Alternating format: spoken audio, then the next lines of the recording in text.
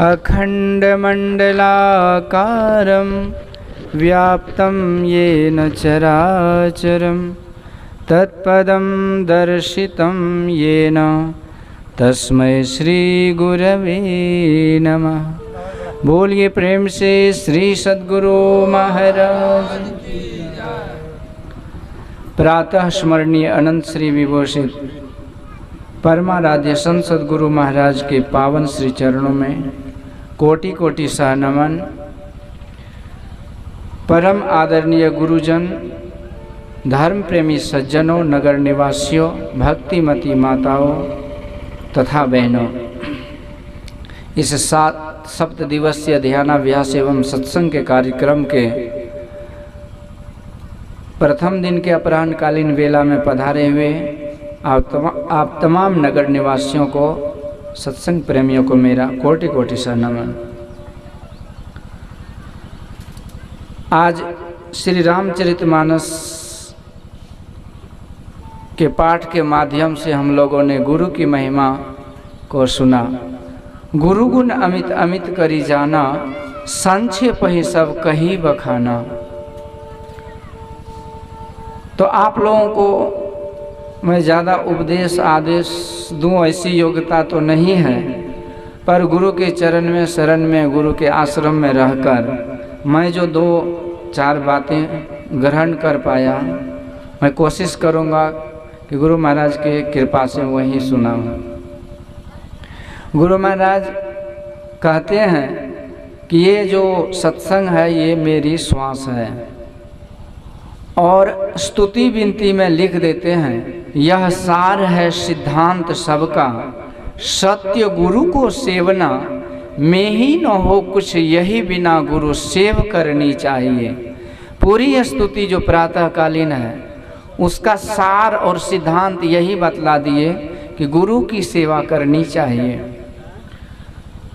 गुरु शब्द जो है ना, ये परमात्मा का ही एक शब्द है। आप देखेंगे सहस्र नाम में तो उसमें गुरु शब्द भी आता है, तो ये परमात्मा का ही नाम है गुरु नाम। तो गुरु की सेवा परमात्मा की सेवा है। गुरु महाराज के जीवन से ही हम ले सकते हैं कि गुरु महाराज ने कैसी सेवा करी गुरु की। जब गृह का त्याग किए और आध्यात्मिक पथ के पथिक बने, तो रास्ते में गुरु महाराज को बहुत सारे गुरु के शरण ग्रहण करने का गुरु महाराज किए। उसी क्रम में एक रामानंद स्वामी हुए जो दरियापंथी थे, उसकी सेवा गुरु महाराज तन मन धन से करते थे, समर्पण भाव से, दृढ़ विश्वास और प्रेम के साथ। परंतु गुरु महाराज का जो खोज था उस ईश्वर परम तत्व को पाने का, उस ईश्वर का साक्षात्कार कैसे हो, तो उस क्रम में गुरु महाराज को संतुष्टि नहीं मिल रही थी।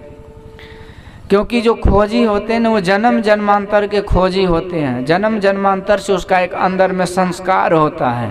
तो यही दिव्य संस्कार गुरु महाराज के साथ, और इसलिए संतुष्टि नहीं होने के कारण गुरु महाराज इधर उधर भ्रमण कर रहे थे सेवा करते हुए। तो वहीं पर धीरज लाल गुप्त जी, जो बहुत बड़े गृहस्थ संत कह लीजिए, वहीं थे।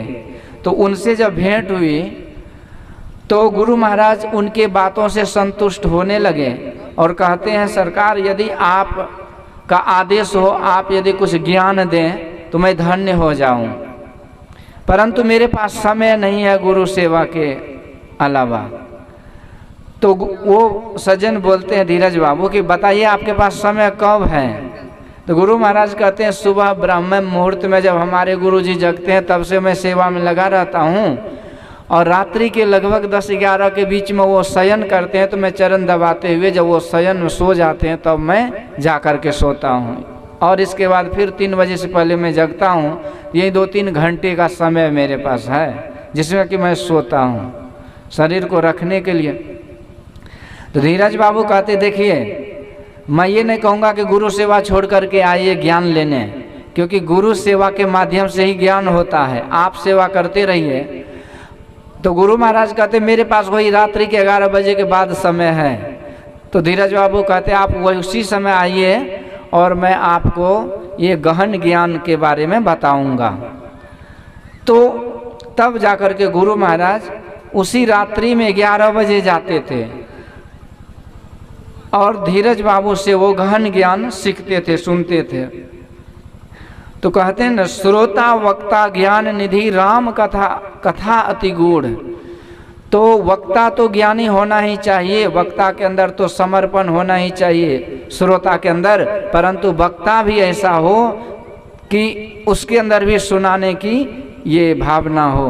तो ऐसे दोनों थे। गुरु महाराज ने, कहा जाता है 1-2 दिन की बात तो छोड़िए, पूरे 3 महीना यानी 90 दिन तक गुरु महाराज शयन निद्रा का परित्याग करके और ये सत्संग के शरण में, संत के शरण में वो गहन ज्ञान को अध्ययन किए और साथ साथ गुरु की सेवा किए।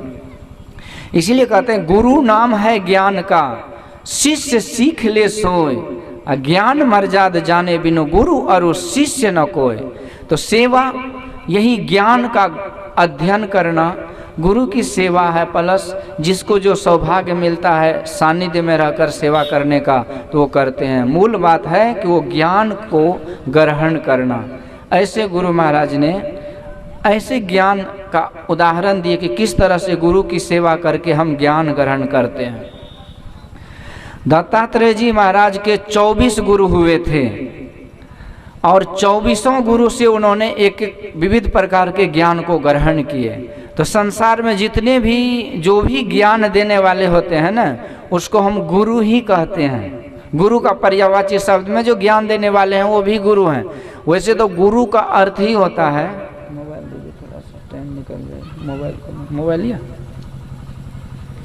समय देखेंगे। गुरु का अर्थ ही होता है, गुरु का विपरीत अर्थ जो है उल्टा शब्द कह लीजिए कि लघु होता है। संस्कृत शब्द है गुरु, तो लघु का अर्थ होता है हिंदी में छोटा।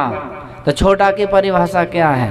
तो that which is smaller than smallest that can be called small particles. मतलब कि जो छोटा से भी छोटा हो, जिससे छोटा कुछ नहीं हो सकता, उसे हम छोटा कहते हैं ना। जैसे बिंदु, जिसका स्थान तो है पर परिमाण नहीं है, उसको विभाजन नहीं कर सकते हैं। तो बिंदु भगवान कहते हैं मेरा स्वरूप है, अणोर्णिया महतो महीयान। गीता में कहते हैं कि अर्जुन मैं अणु से भी अणु, मतलब मुझसे छोटा कुछ नहीं है, इसलिए सब कुछ में मैं समाया हुआ हूँ। अब महतो महीयान, bigger than biggest, that which is bigger than biggest, nothing can be more bigger than that things, that is called guru. मतलब जो बड़ा से बड़ा है, जिससे बड़ा कुछ भी नहीं हो सकता है, उसे हम गुरु कहते हैं।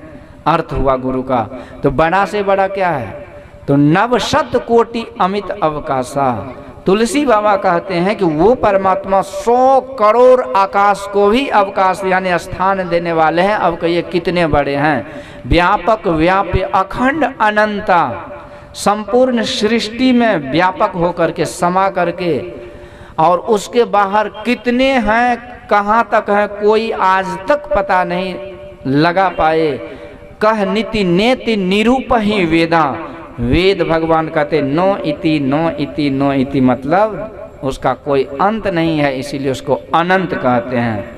That which has no limit is called limitless, तो उसे अनंत कहते हैं। तो यही जो बड़ा से बड़ा है वो परमात्मा ही तो है ना। तो उसी वही अर्थ है गुरु का। गुरु का अर्थ बड़ा, और बड़ा की परिभाषा है जिससे बड़ा कुछ नहीं हो सकता। तो जिससे बड़ा कुछ नहीं हो सकता वही तो परमात्मा है ना। तो यही परमात्मा को हम लोग गुरु कहते हैं। बोलिए श्री सद्गुरु महाराज की। जब गुरु शब्द का उच्चारण होता है तो जानिए कि हजारों अनंत कोटि नाम जो ईश्वर के हैं सब का उच्चारण हो जाता है। पर व्यवहारिक जगत में गुरु का अर्थ क्या होता है? हम लोग, जब मैं थोड़ा सा 2 मिनट पर 1 सेकंड के लिए परिचय देता हूँ मैं, कि जब यहाँ पर अभी आया था ना, तो एक बाबा हमको पूछते हैं कि आपका नाम क्या है? तो मैं बताया, कहते आपका गांव क्या है? तो मैं समझ गया कि जब गांव बताऊंगा तो जाति पूछेंगे, कुल पूछेंगे, बिरादरी पूछेंगे, पता नहीं कहाँ जाके अटकेंगे, भगवान जाने। तो मैं नहीं बताया उसको। तो बोले आप तो साधु महात्मा है, ये नहीं है। तो हम बोले ठीक है, आपसे सर्टिफिकेट की ज़रूरत नहीं है, पर लोग कोई किसी से कुछ छिपा हुआ नहीं है। देखिए व्यवहारिक जगत में क्या है कि जो दयानंद सरस्वती, मैं गुरु महाराज के का जो पवित्र धाम यानी सिद्धपीठ आश्रम कुप्पा घाट है, मैंने 1995 ईस्वी में वहाँ आया था और वहीं पर मैं लगभग 1.5 साल रहा। और इसके बाद बचपन में ही घर छोड़ा तो पढ़ने लिखने का तो कोई चांस ही नहीं था। तो फिर मेरी इच्छा हुई कि आध्यात्मिक ज्ञान होना चाहिए शास्त्र पुराण का, तो मैं ऋषिकेश देहरादून में कुछ दिन रहा, लगभग साल भर स्वामी व्यासानंद जी के महाराज के पास। फिर मैं ऋषिकेश आया, वहाँ से गुरु महाराज की कृपा हुई तो मैं तमिलनाडु गया। 4 साल तक वहाँ लगभग गुरुकुल में रहा। इसके बाद बेंगलोर आया योगा यूनिवर्सिटी में, वहाँ मैंने लगभग साल भर रहा। इसके बाद 10 साल तक ऋषिकेश हरिद्वार आदि में रहा। इसके बाद मैं यहाँ 2007 में कुप्पा घाट में गुरु महाराज की कृपा से सानिध्य मिला और तब से अभी इधर ही रह रहा हूँ। तो कहने का मतलब है कि वहीं जब मैं ऋषिकेश में था तो दयानंद सरस्वती जी महाराज का जो गुरुकुल है तमिलनाडु में एक, तो वहीं पर किसी विदेशी ने स्वामी जी से पूछा था, kindly Swami ji tell me what is the difference between teacher and guru, how can we define the word teacher and guru, is the both are same और डिफरेंट। मतलब वो पूछते हैं कि स्वामी जी बतलाइए कि टीचर और गुरु का अर्थ क्या होता है, दोनों में क्या अंतर है। तो स्वामी जी महाराज कहते Dayanand Saraswati ji, see there is a lot more difference between teacher and guru. The guru is one who gives you the self knowledge, guru is one who makes you the self realization, guru is one who is the responsible for the giving the getting the liberation, getting the moksha. मतलब कहते हैं गुरु वो होते हैं जो आपको आत्मज्ञान कराते हैं, गुरु वो होते हैं जो आपको अपने आप का पहचान कराते हैं, जो आपको अपने आप में प्रतिष्ठित कराते हैं। गुरु वो होते हैं जो परमात्मा का परिचय कराते हैं, परमात्मा का साक्षात्कार कराते हैं, मोक्ष दिलाते हैं, परिनिर्वाण के रास्ते पर चलाते हैं। इसका नाम है गुरु। अब बाकी the one who gives you different kind of teachings, that is called teacher। जो बाहरी भौतिक ज्ञान में एक्सपर्ट है और आपको वो समझाते हैं बुझाते हैं, उसको टीचर कहते हैं। जो केवल टीचिंग देते हैं उसको आपके लाइफ से जीवन से कोई लेना देना नहीं होता है। जो कागजी, जिसको कागजी कीड़ा कहते हैं ना, जो किताब में जो कुछ लिखा हुआ सरकार ने जो नीति शिक्षा नीति निर्धारित कर दी हैं उसी को पढ़ाते हैं। A for egg, B for buffalo, D for dog, Z for zebra, A to Z आपको वही जानवर वाला मीनिंग बतलाते हैं और उसी से आपको डिग्री मिलता है, उसी से रोजी रोटी और जीविका चलती है। तो ये गुरु का एक ड्यूटी है जिसको भागवत महापुराण में कहते हैं 100 दिनों राज सेवक। वो बेचारा राज सेवक है, मतलब नौकरी गवर्नमेंट का हो कि कोई हो, नौकरी तो नौकरी ही है ना, नौकरी करने वाले मालिक थोड़ी होते, नौकर होते हैं। लोग अपने आप को सरकारी नौकरी समझते तो समझते मालिक है, पर शब्द नौकर है तो मालिक कहाँ से हो गए। तो बेचारे वही सिखाते हैं, वही लोग सीखते हैं। परंतु गुरु जो होते हैं सत असत का निर्णय बतलाते हैं और जीवात्मा को परमात्मा से मिलाने का वो गुरु का मुख्य ये आकर्षण है। देखिए अभी दुर्गा माँ की पूजा हुई तो 9 रूप में दुर्गा माँ आई और 9 दिन तक भक्त भूखे प्यासे पेट पीठ में सट गया, एकदम ठोर मुँह सूख गया, मुँह में धान दे तो लावा हो जाए, इस तरह से परास प्यास में रहे 9 दिन पूजा किए। ये सब अच्छी बात है, क्योंकि यदि आप देखें तो उसमें भी ज्ञान है। नवदुर्गा में मैं नेपाल गया था, उधर जयनगर बॉर्डर, तो वहीं पर 9 दिन गुरु महाराज की कृपा से कुछ जब जगह जगह रहा तो बाहरी पूजा भी कैसे कराया जाता है तो ज्ञान है, तो उनका कहना था कि हमको नवदुर्गा पूजा कर दीजिए, तो मैं कराया। बाद में पूजा का जो अंतरंग रहस्य है उसको मैं 9 दिन तक वहाँ सत्संग के रूप में समझाया। तो माँ दुर्गा जो प्रकट होती है ना, तो उसमें भी ज्ञान ही है, ज्ञान ज्ञान का ही भंडार है। तो देवी माँ प्रकट हुई कारण था कि एक महिषासुर, रक्तबीज, चंड मुंड, ये सुमने सुम, ये बड़े बड़े जो असुर थे ना, असुरी शक्ति उसकी बोलबाला थी और सब तरफ से सब परेशान थे। तब वो आदि शक्ति माँ दुर्गा प्रकट हुई और असुरों का संहार किए, तब से पूजा हो रही है। तो जितने भी अवतार है ना, माता की, माता रानी की या भगवान के, भागवत महापुराण में 24 अवतार का वर्णन आता है, पर है बहुत अवतार जिसको गिनाना मुश्किल है। तो इतने सारे अवतार जो हुए, आप उनको यदि कथा के माध्यम से सुनेगा तो बात समझ में आती है कि उसके पीछे क्या कारण है।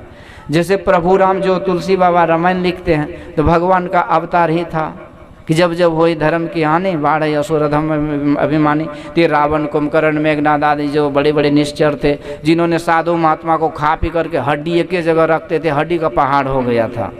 तो भगवान कहते निश्चरहीन कराऊँ मैं धरती को निश्चरहीन करूँगा, प्रण उठाए प्रण किन, तो धनुष उठा करके प्रतिज्ञा किए थे। तो उसी के लिए आते हैं, यदा हि धर्मस्य ग्लानिर्भवति भारत। तो जब जब धर्म की हानि होती है तो एक एक असुर जो विशेष पावर लेकर के आते हैं ना, तप करके पावरफुल हो जाते हैं, तो उसी का संहार करने के लिए भगवान को विशेष रूप से अवतार लेना पड़ता है।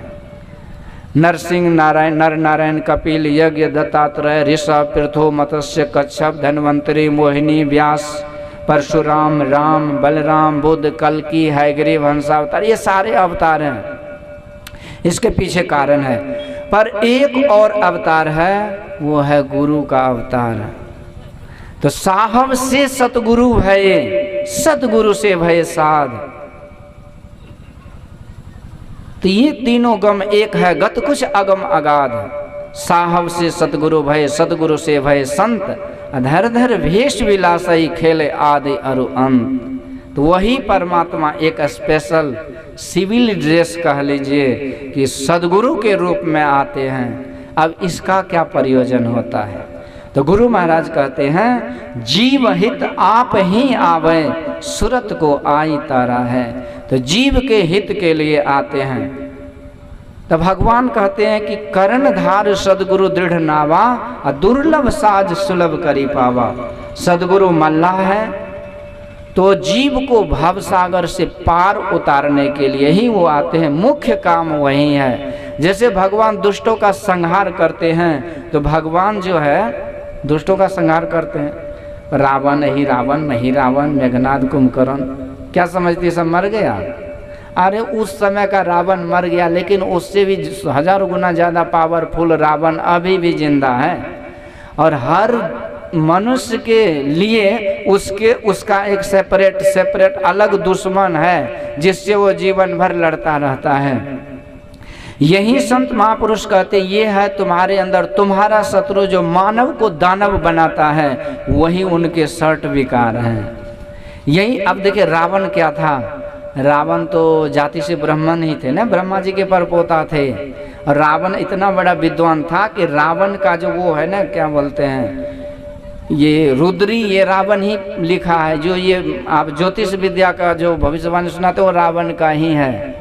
रावणेश्वर मंदिर ही तो है वहाँ देवघर में, जहाँ हम जाते पूजा करने।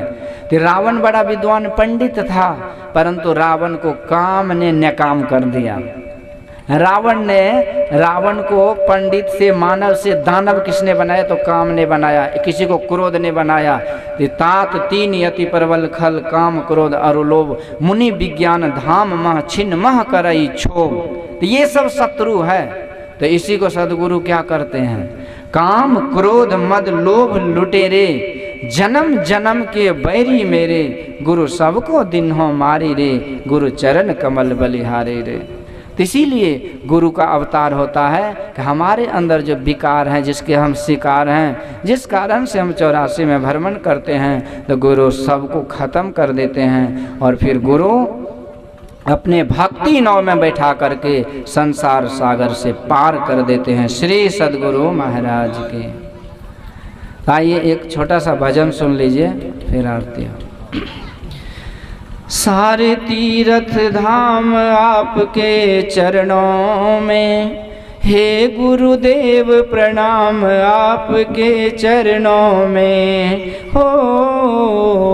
सारे तीर्थ धाम आपके चरणों में, हे गुरुदेव प्रणाम आपके चरणों में। सारे तीर्थ धाम आपके चरणों में, हे गुरुदेव प्रणाम आपके चरणों में। जन्म के दाता मातु पिता है, आप कर्म के दाता हैं, आप कर्म के दाता हैं। आप मिलाते हैं ईश्वर से, आप ही भाग्य विधाता हैं, आप ही भाग्य विधाता हैं।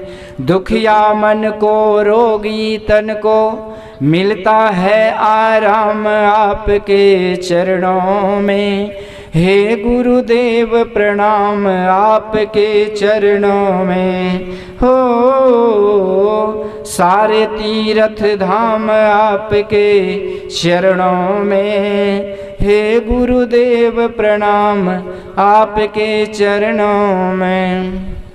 निर्बल को बलवान बना दे, मूर्ख को गुणवान प्रभु। निर्बल को बलवान बना दे, मूर्ख को गुणवान प्रभु। मुझे अज्ञानी भक्तों को भी ज्ञान का दो वरदान प्रभु, ज्ञान का दो वरदान प्रभु।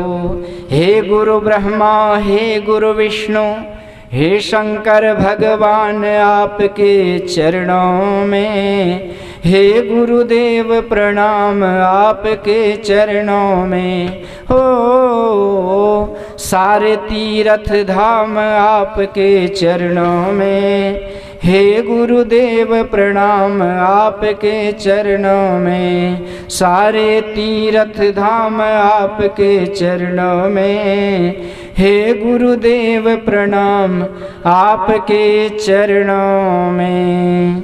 इन्हीं शब्दों के साथ बोलिए प्रेम से श्री सद्गुरु महाराज की।